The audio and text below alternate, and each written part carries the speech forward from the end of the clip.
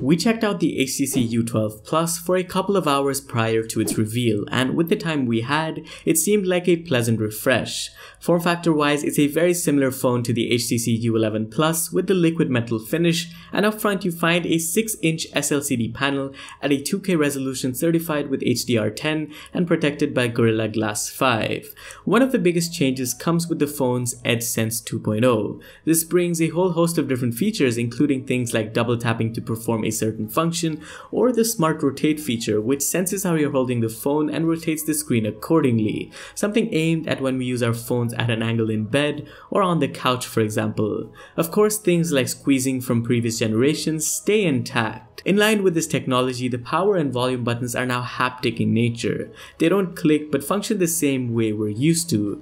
It was hard getting used to this sort of change, especially for the small time we had, but this is a good step in the right direction with all of the EdgeSense technology these phones bring.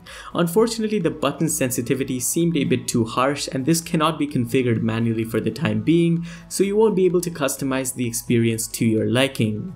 Quite the departure though from previous HTC phones are the U12 Plus's cameras. On the back you find the 16 and 12 megapixel sensors that come with optical and electronic image stabilization. The dual configuration means you get this nice bokeh effect where the blur can be customized manually, and this bundled into the camera with things like improved HDR and low light performance is an added bonus. We took a few pictures with the camera while we had the phone, and the 2x zoom and portrait capabilities seemed good. On the front too, you find a dual 8 megapixel selfie camera setup, which again can lead to better selfies with the bokeh effect, and of course lend more accuracy when using the phone's face unlock feature. Video functionality is also an integral part of the phone, capable of recording slow motion footage and 4K video at 60 FPS, among other techniques such as audio boost, where the phone can recognize audio coming from different sources and prioritize one based on where the camera is facing or zooming in.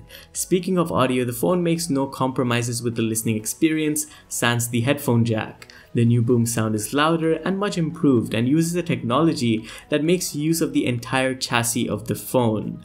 When using the phone, I definitely noticed the difference in audio, but watching content remained very similar to the HTC U11 Plus, both in terms of colors and resolution and also in brightness. Lastly, to touch on the hardware and software, it's a very standard flagship experience.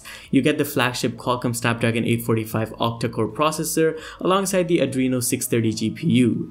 There's 6GB of RAM, 64GB of storage with microSD expansion up to 2TB, alongside things like the IP68 water and dust resistance rating. And for an overall package, the software is also very slightly refreshed, running Sense UI on top of the Android Oreo for the time being, but with an update to Android P planned as it becomes available. I can't comment a lot on battery performance, but it is a very solid capacity on paper at 3500 mAh, supported by Quick Charge 3.0. And that's really it. At the time of watching the video, the phone should be officially announced and will come in 3 different, very reflective colors.